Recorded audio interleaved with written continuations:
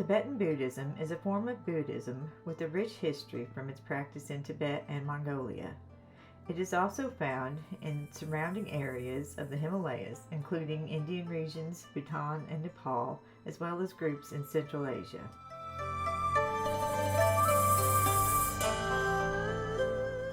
Tibetan Buddhism evolved as a form of Mahayana Buddhism, springing from the latter stages of Indian Buddhism that encompassed many elements of the Vajrayana tradition.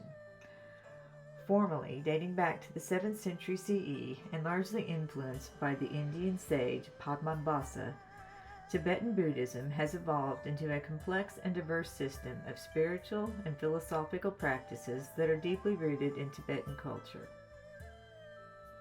Tibetan Buddhism faced significant challenges in the 20th century due to the Chinese occupation of Tibet in 1950. Because the persecution has continued, Tibetan refugees fleeing Chinese oppression brought the Tibetan Buddhism to the Western world. The vibrant history, beliefs, and practices of Tibetan Buddhism have intrigued many, leading to its growth in the United States. In this look at Tibetan Buddhism, I will examine the topic of liberty and how it plays a key role not only for the Tibetan Buddhist who finds sanctuary in America, but also for the American follower who finds liberation in the teachings and practices of this religion. Exactly how this liberty is transmitted, preserved, or restored will affect the tradition of Tibetan Buddhism in the United States, as it is likely to be increasingly influential in the spiritual landscape of America.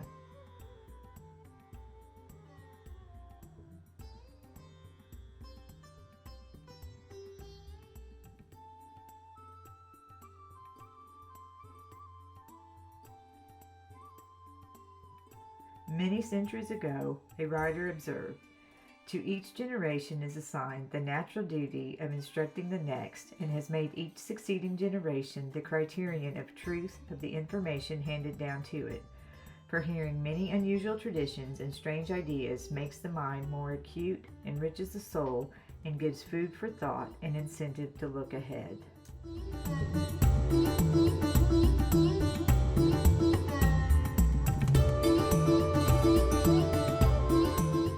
To begin, it is worthwhile to understand that Tibetan Buddhism evolved in the culture of the harsh climate of the Tibetan Plateau.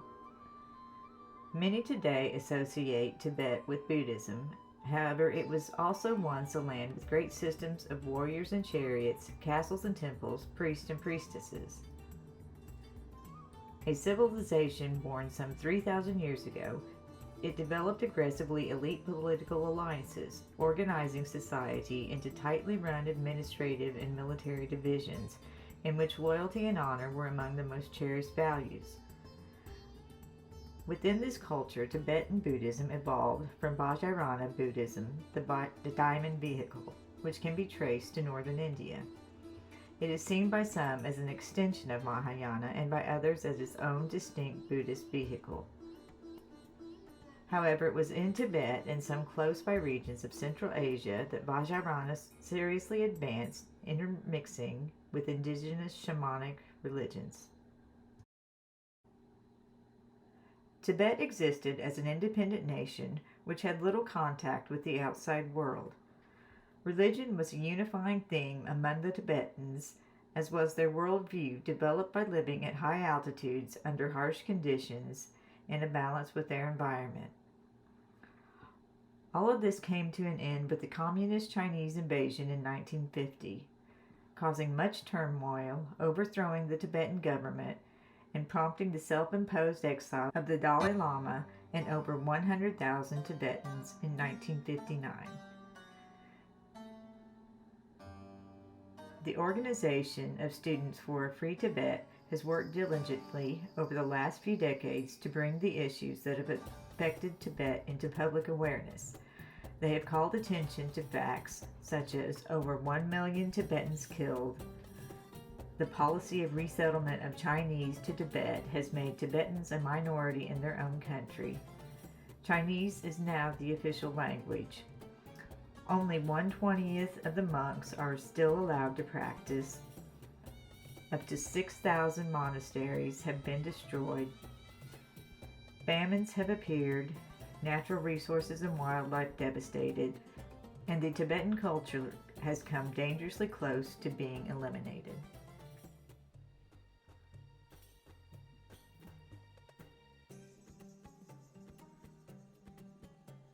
Many that protested within the country have been arrested and held as political prisoners in brutal conditions, with little hopes of their liberty being restored.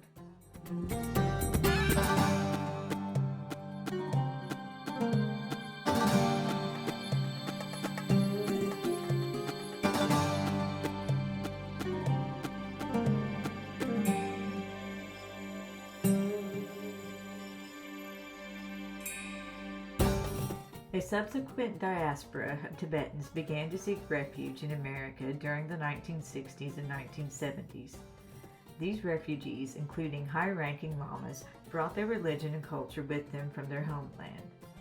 Of particular importance to the Tibetan tradition is the belief that highly realized teachers, after death, have the ability to purposely incarnate in a providential situation.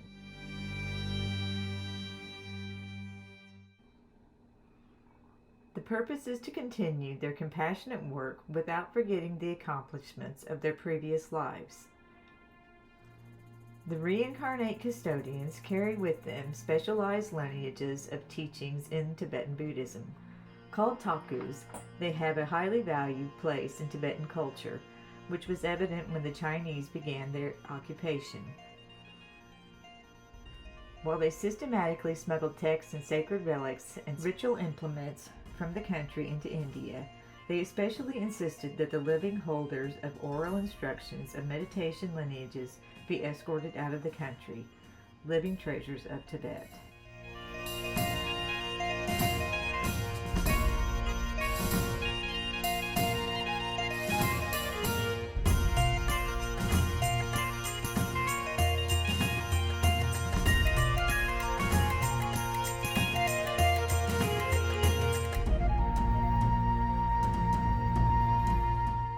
Due to the diligence of the lamas, the transmission of Tibetan Buddhism by Tibetans to the United States began to make significant progress in the early 1970s. America was thought of by some to be the next open frontier for the continuation and development of acclimatized teachings of the Buddha.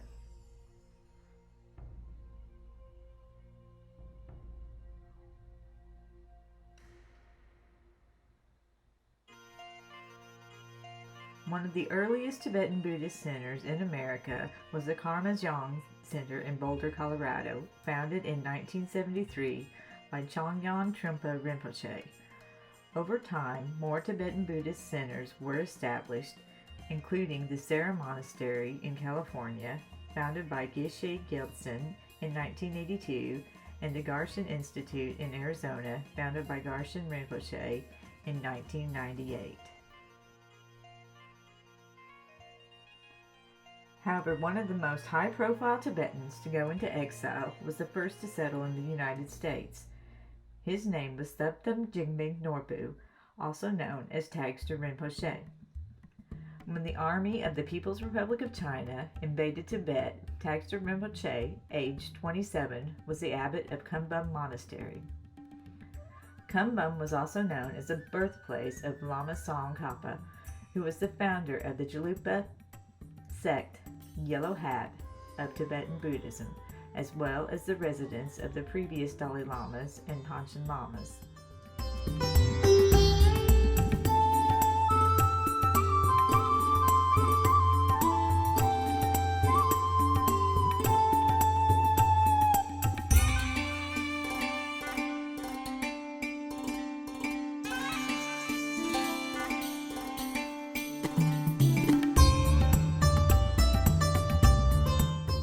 It was in 1950, after he warned his younger brother, His Holiness the Dalai Lama, Tenzin Gyatso, of the seriousness of the Chinese invasion, that Norbu left Tibet.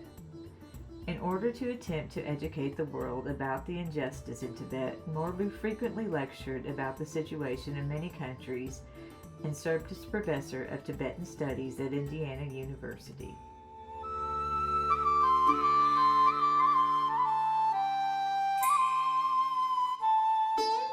At the request of the Dalai Lama, he founded the Tibetan Cultural Center in Bloomington, Indiana in 1979.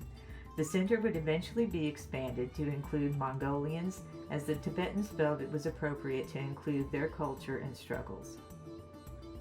The mission of the Tibetan Mongolian Buddhist Cultural Center includes fostering cultural exchange between Tibetans inside and outside of Tibet, as well as fostering and preserving Tibetan and Mongolian cultures in the USA and providing education in these cultures in the Bloomington community.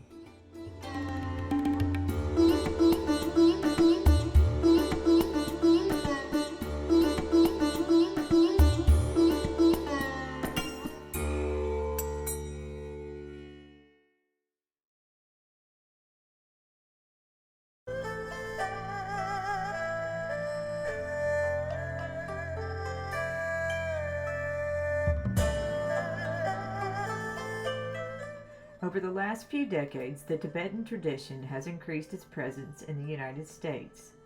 Many schools that offer courses in Buddhist studies are close to an American Vajrayana center.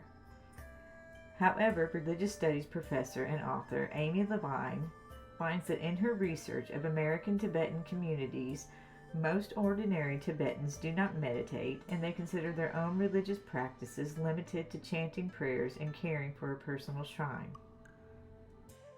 She goes on to state that the participants in far more elaborate monastic religious practices are far more characteristic of the American Vajrayanists than of lay ethnic Tibetans.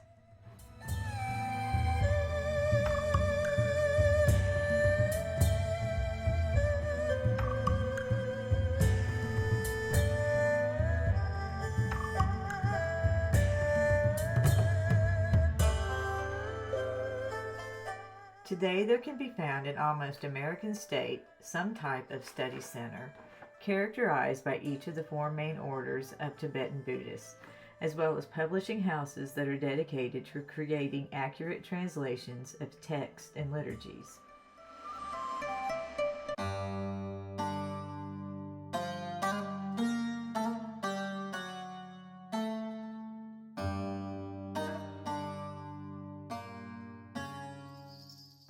Pew Research studies show that Americans are far more religious than adults in other comparably wealthy states. In 1966, Time magazine famously examined whether the United States was on a path to secularization when it published its now iconic Is God Dead cover. Yet the question now seems rash, as the U.S. has continued to practice and combine religion at rates higher than many other Western democracies. The liberating changes that the United States saw during the decades of the 1960s and 1970s helped create a space for a more philosophical approach to religion that focuses on the individual rather than emphasizing theology.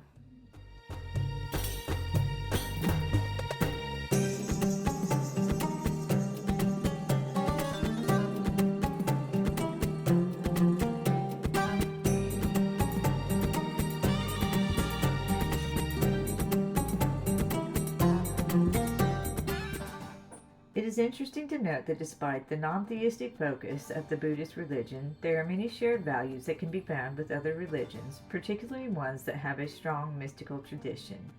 The American Catholic monk Thomas Merton took a special interest in Buddhism and Tibetan practice. He met with the Dalai Lama in the late 1960s. The emphasis that the Dalai Lama placed on dedication in the spiritual life, the need for experienced guidance, discipline, and wisdom made a great impression on Merton.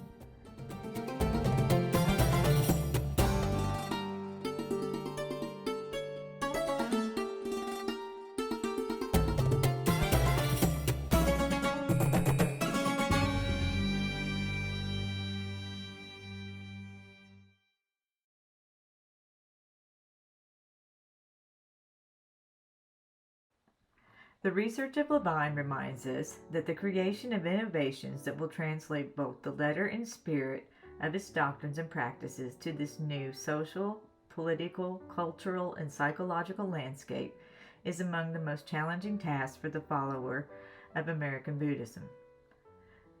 Tibetan Buddhism will undoubtedly grow, connecting more audiences and practitioners, especially through the internet.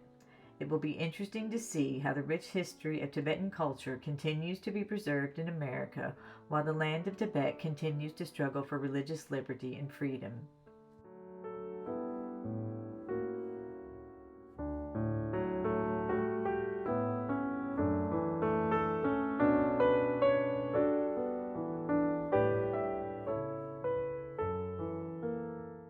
In the last presentation he gave before his death, Thomas Merton made a striking observation on the shared view of Tibetan Buddhism and Christianity. That if you penetrate by detachment and purity of heart to the inner secret of the ground of your ordinary experience, you attain to a liberty nobody can touch, that nobody can affect, that no political change of circumstance can do anything to. Behind these two traditions is the belief that this kind of freedom and transcendence is somehow attainable.